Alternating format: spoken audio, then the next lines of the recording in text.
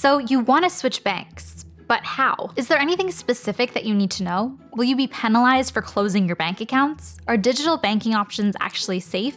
And do you need an account at a big bank in order to qualify for a mortgage? If you have any of those questions, or really any questions about how to switch banks, then you're in the right place, because in this video, we're gonna take you through everything that you need to know in order to switch banks. This will be your step-by-step guide for leaving your current bank and opening an account with a new bank, including why you might consider switching, how to actually make the switch, what you need to know about the process, and everything else you can think of. So let's jump into it. Now, most of us, at least historically, probably got set up with one of the big banks that either our parents use or our general community use. And we usually don't put too much thought into it other than that. We pick the big bank that we're most familiar with, and then over time, we open up all of our different accounts with them, from our checking accounts to savings accounts to investment accounts. Now, there's two potential issues with this. The first is that the big banks that we're all familiar with typically charge the highest fees and offer the lowest interest rates. Their main offering isn't really about getting the best deal, instead it's customer service. It's having multiple different investment options, it's having financial advisors,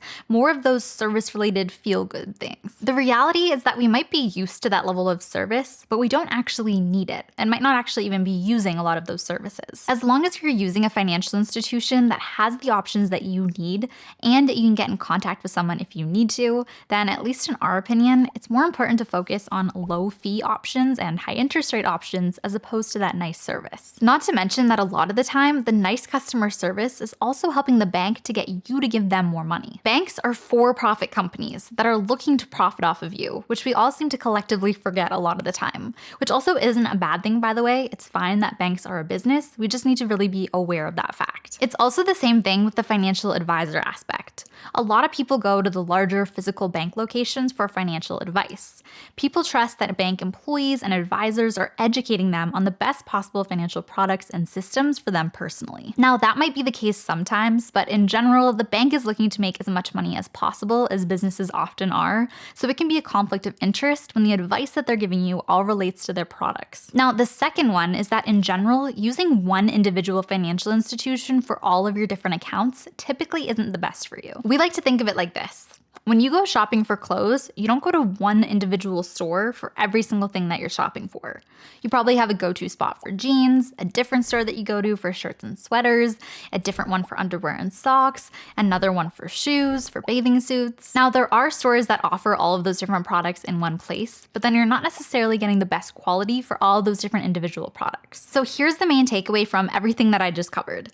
You don't need to use the same bank for every account. You can actually use multiple. And you don't need to stick to big physical banks, especially if they're not the only option for the banking needs that you personally have.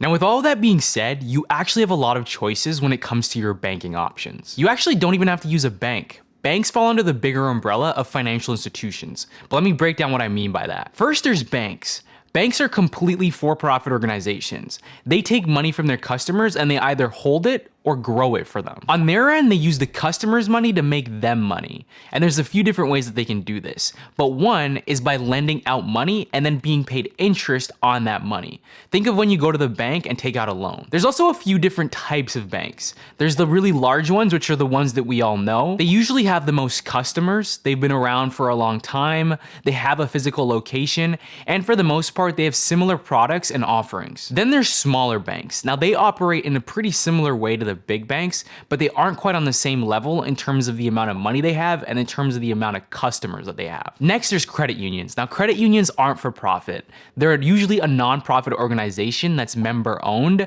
instead of being publicly owned. So for example, like with the big banks, you can usually buy the stocks of their company on the stock market. So the idea with credit unions is that they offer the same types of things that banks do. So we're talking checking and savings accounts, investment accounts, all of those different services and products, but they're actually run by their members. Basically, you have to become a member of a credit union before you start using it, and then the credit union works on behalf of its members, which includes you. Usually, you have to either live in a certain area or be a part of a specific community in order to join a credit union. Also, usually credit unions have physical locations that you can go to in person, just like traditional banks. So credit unions are different than banks, but they offer similar services, and they usually offer lower fees. Now, that's because they're acting on behalf of you and aren't trying to make as much money as possible. Then there's online or digital platforms. So there's digital banks, digital credit unions, and digital other financial institutions that technically aren't banks or credit unions. Basically, there's some banks and some credit unions that are online only.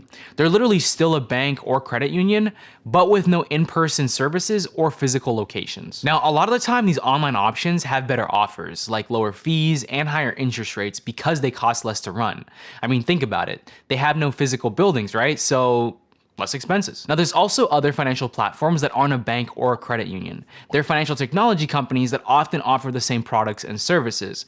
Only in this case, they aren't actually registered as a bank or a credit union. Now, these platforms can actually be a really great option because, again, they typically offer really great features and benefits like having lower fees and higher interest rates. But you need to make sure that your money is protected and that they're a legitimate platform. So that might mean looking into CDIC or FDIC protection, for example. Now, on top of that, they sometimes don't offer things like physical checks or the kind of features that you'd get with a traditional financial institution. So although it might be a great option, you might want to look into whether or not it'll actually work for you. To sum all this up, you have multiple different options, including banks, credit unions, and digital platforms. But you need to balance the pros and cons of each option for you specifically. Okay, so now you know all of the different types of financial institutions that you can use. But how do you actually choose what option to go with? It really comes down to understanding what features you do and don't need. Now, earlier I covered the features that you don't need, so now I want to break down the ones that you should be looking for. The first main feature to look for is low fees. And ideally, you want low fees across all of the different products and account options. Now, for checking accounts specifically, there are so many different no fee options that exist. So ideally, you should be looking for one that has $0 in monthly fees. Also, no minimum balance requirement. So that means that you should be able to ideally keep $0 in your checking account if you want to.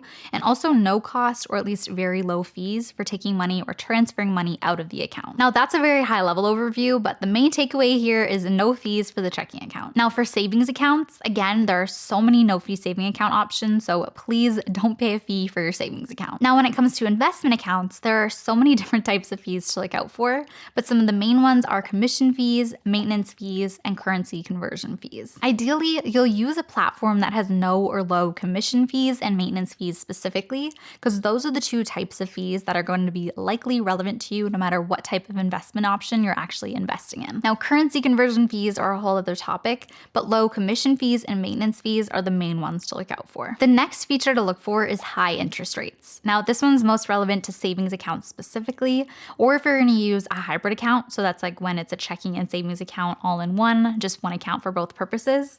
In that case, you want to look for an account that offers a high interest rate. You can actually compare a bunch of different saving account options and you'll see a clear difference between the ones that have a low interest rate and a high interest rate. Then you want to see if it's user friendly, and we actually think that this one's really important because you want to be using a financial institution that you actually understand. How does the platform work? Is it straightforward? Do you know where to go, how to use it, how to get support from the company if you need it? Do they have an app for easy access? The last one is making sure that there's a wide range of options available. Now, what we mean by this is that the option that you choose needs to actually have all the features and account options that you're personally going to need. It could be as simple as, can you take money out at an ATM if you're someone who takes out cash? Or do they offer checks if you need those? Or do they offer all of the different investment accounts that you plan on opening up? Basically, think through all of the different features that you need and see if the option that you're planning on going with actually offers those different features. Also, remember that you can use multiple different financial institutions. You could use a credit union for your checking account, a digital bank for your savings account, a different digital financial platform for your investment accounts. It's not about picking one option that's perfect for everything because there probably isn't one. So those are the main features: low fees, high interest rates, user friendliness, and a wide range of options that we think that you should be looking for, on top of making sure that the platform is secure and insured. Okay, so now that you know why you might want to switch banks, what features you do and don't want, and what your options are, now let's get into how you can actually go about making the switch. So here are the steps that you'll need to take. Step 1 is list out everything that you're looking for. What features do you need? And also, what don't you like about your current bank or financial platform? This will help you with the next step. Which brings us to step 2, research different financial institutions.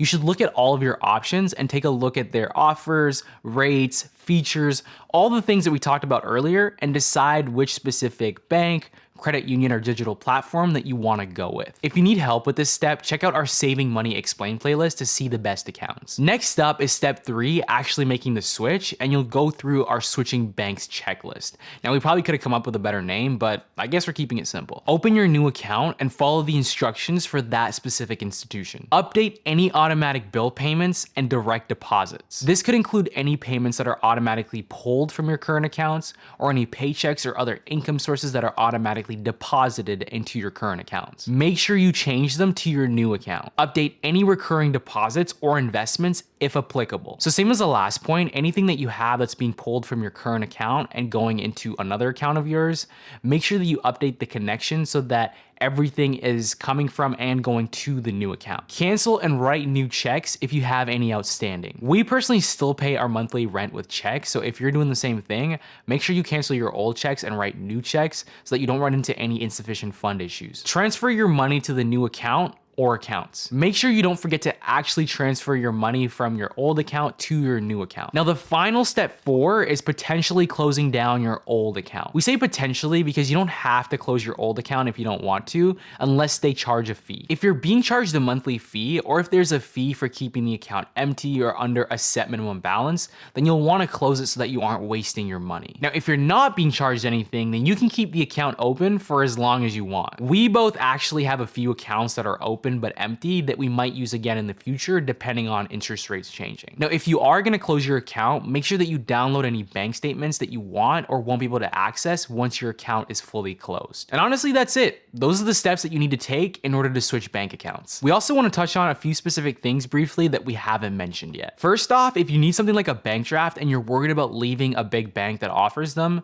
then keep in mind that it might help to actually keep an account with a bank that offers them. Sometimes the digital platforms that aren't banks don't actually offer these features. But keep in mind that the digital arms of the big banks, like Simply and Tangerine in Canada, are options that still provide lower fees and still have these features. So you have options. This is what we mean by doing your research on the right option for you. The next point is that you can always reopen an account with a big bank for a short period of time if needed. Like, for example, when you're going to get a mortgage or something like that. The beauty behind that is that you might also be able to take advantage of some of the new customer promos that they might be offering around that time. Now, with that being said, if you have any other thoughts, comments, or questions, make sure you drop them down below. And if you have any experience yourself actually switching banks and you think that some of that experience might help someone else, make sure you drop it down below as well. And just like that, we'll be back next week with another video.